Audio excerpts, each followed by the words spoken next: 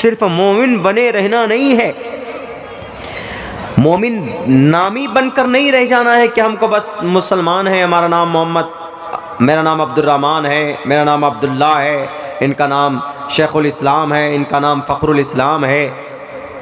फ़ख्रुल इस्लाम, इस्लाम के फ़ख्र करने वाले उस वक्त आपकी कीमत और उस वक्त आपकी अहमियत और कद्र कीमत है अल्लाह की नज़र में जब आप अल्लाह के फरमान के मुताबिक ज़िंदगी गुजारते। कितने परसेंट है पाबंदी से नमाज पढ़ते कि अल्लाह के नबी की हदीस मालूम नहीं, मन तरकस्सलात मुतअम्मिदन फ़क़द कफ़र। बहुत बड़े फ़क़ीह इमाम अहमद इब्न हम्बल का नाम सुना होगा आपने, और एक इमाम इसहाक बिन नाहवे रहमतुल्लाहि अलैह, ये दोनों बहुत बड़े चोटी के आलिम अपने ज़माने के। ये दोनों क्या कहते पता है इस हदीस के बारे में? फ़क़द कफ़र, काफिर बन जाता है वो जो जानबूझकर नमाज छोड़ता है। मन तरकस्सलात मुतअम्मिदन फ़क़द कफ़र। सिर्फ आपकी किताबों में नहीं है, रामायण में भी नमाज है। पथमा दारका जीवा दियोदियन मुजियते तृतीयानन कोडला कार्य चतुर। कुंडली मार कर बैठ जाओ।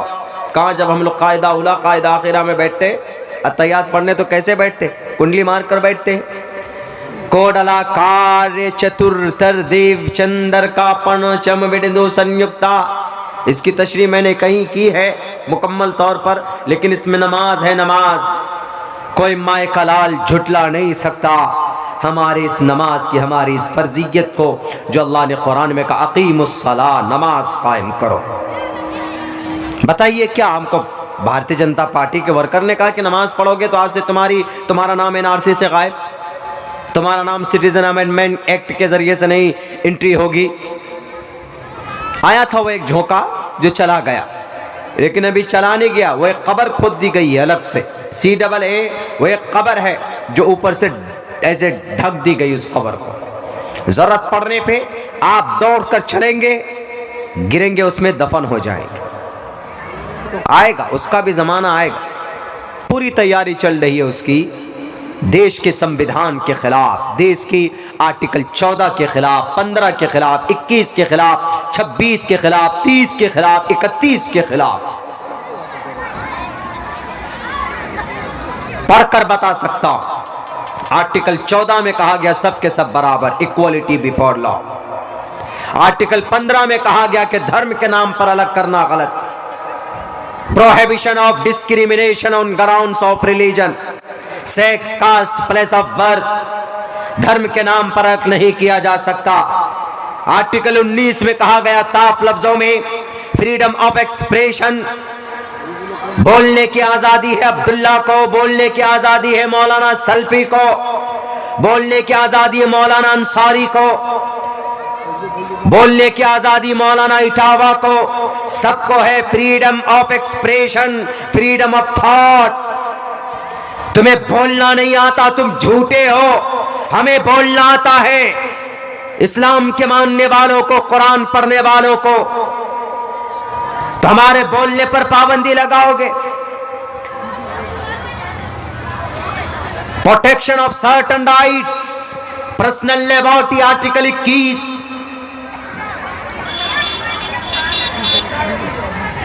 Article 25, freedom of conscience and free profession and practice, propagation of the religion.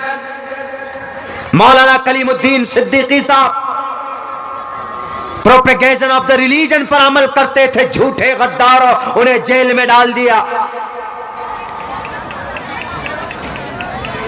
मदरसा चलता है हमारे, इन मदरसों का सर्वे, मदरसों का सर्वे नहीं है। ये तुम्हारे हमारे भारत का आर्टिकल नंबर 30 का सर्वे कर रहे हो, तुम उसका वायलेशन कर रहे हो। उसमें लिखा हुआ all minorities whether based on religion shall have the right to establish and administration educational institutions on their choice.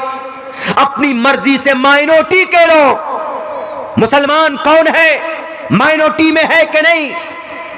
मुसलमानों के लिए कहा गया धर्म के नाम पर हो, जुबान के नाम पर हो, किसी भी एतबार से अगर कोई इदारा बनाते हैं, चलाते हैं, तो उसको अधिकार।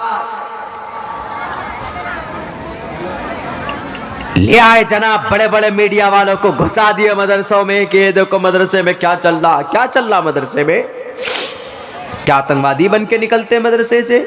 मदरसे से अगर कोई निकलता है तो हाफिज कुरान बनकर निकलता है, मदरसे से कोई निकलता है तो एक आलिम दीन बनकर निकलता है, कुरान और हदीस का एक जानकार। अब वो उस पे ये लगाते हैं कि नहीं नहीं, इन मदरसों से ही पढ़कर, अभी आज ही मैंने किसी न्यूज़ में पढ़ा, मैंने शायद किसी अखबार में, इंग्लिश अखबार में, द हिंदू एक इंग्लिश अखबार है, उसमें हमने पढ़ा है, ज़हन से निकल रहा है, उन्होंने ये कहा, हाँ द हिंदू में एक इंटरव्यू एक बच्चे का छपा है।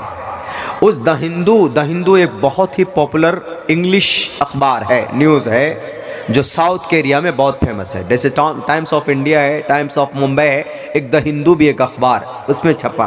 कोई बच्ची है, मुस्लिम है, वो कहती है क्या कि हम किसी कॉलेज में थे, अपने क्लास में थे, और वहाँ पर पढ़ाते पढ़ाते टीचर बोल पड़ा कि ये देखो एक लड़का आफताब था, किसी बच्ची का 37 टुकड़े किया, वो तो खैर जो भी उसने गलत किया कानून को हाथ में लिया उसको सज़ा मिलनी चाहिए, इस्लाम में किसी एक इंसान को मारने की भी इजाज़त नहीं है, आप किसी का नाहक तौर पर किसी का कत्ल नहीं कर सकते, इजाज़त नहीं, उसकी परमिशन नहीं, यहाँ तक कि ज़र्रा बराबर किसी को तकलीफ़ देने की इजाज़त नहीं। अरे यूँ कहा अल्लाह के नबी ने, तो यूँ कहा इमाततुल अज़ा अनित तरीक़, रास्ते पर चलते हो, कहीं पर कोई कंकर है, पत्थर है, उसको हटा दिया तुमने, तो ये ईमान का एक अदना दर्जा है। इमाततुल अज़ा अनित तरीक़, रास्ते पर तकलीफ दे चीज़ों को हटा देना बड़ा सवाब का काम है, ये ईमान का एक दर्जा है। कहीं नहीं लिखा है कि किसी को कत्ल करो तो तुम्हारा ईमान का दर्जा तोला जाएगा, किसी किताब में नहीं लिखा है कि तुम तलवार उठाओ तो तुम्हारे ईमान का पता चलेगा। हर किताब में, हर शास्त्र में, हर कुरान की तफसीर की हर किताब में, हर हदीस की किताब में ये बात तो बताई गई है कि अगर तुम ये काम करोगे, अगर तुम ये काम करोगे तो तुमको ये सवाब मिलेगा, ये सवाब मिलेगा। अगर नमाज पढ़ोगे तो तुम बुराइयों से दूर हो जाओगे। अकीम इन्नस्सलात तन्हा अनिल फाहशाइ वल मुनकर, नमाज पढ़ोगे तो बेहयाई बुरी बातों से रोक दिए जाओगे। अल्लाह के नबी अलैहिस्सलाम फरमाते हैं कुर्रतु ऐनी फिस्सलाह, मेरी आंखों की ठंडक नमाज में है, मेरी आंखों की ठंडक नमाज में है। जब भी कोई परेशानी होती थी अल्लाह के नबी 2 रकात नमाज के लिए वजू फरमाते और मस्जिद में जाकर रब के सामने अपनी पेशानी को झुकाकर उस परेशानी का, उस समस्या का समाधान तलब करते थे कि अल्लाह मैं इस भंवर में फंसा हुआ हूँ, ए अल्लाह इस परेशानी में हूँ। अल्लाह तबारक व तआला की तरफ से कोई ना कोई वही की जाती थी और उस मसले का समाधान होता था। मेरे भाइयों, मेरे देश के लोगों, इतनी नफरत मत करो। पता उस बच्ची ने क्या कहा? उस बच्ची ने अपनी इंटरव्यू में ये कहा कि वहाँ यूँ कहा गया कि तुम में कौन मुसलमान है ज़रा बताओ, यहाँ कौन मुस्लिम है। वो बच्ची नहीं बोली कि मैं मुसलमान हूँ डर से, उसने सोचा कि टीचर हैं शायद मारेंगे।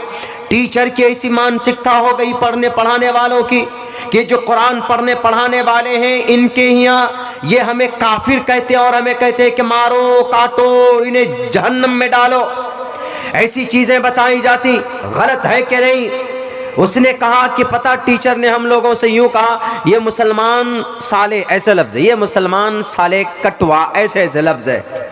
अल्लाह माफ़ करे इतने ख़राब अल्फाज में अपनी ज़ुबान पर इस्तेमाल कर रहा हूँ। ये साले मुसलमान हमें साले काफिर कहते, बताइए हमें साले काफिर कहते। कोई मुसलमान किसी को काफिर, हिंदू भाई को काफिर कहने की क्या ज़रूरत? नो नीड टू से काफिर, बिकॉज अल्लाह सेड वला तसब्बुल लज़ीना यदऊन मिन दूनिल्लाह। हमें तुम्हें काफिर कहने की ज़रूरत नहीं है। तुम अपने शास्त्र के तराजू में तुम खुद काफिर हो। काफिर का मतलब नास्तिक, नहीं मानना किसको? ईश्वर के फरमान को, ईश्वर के पैगाम को ना मानने का, उसको काफिर बोलते। काफिर का मतलब इनकार करने वाला ना।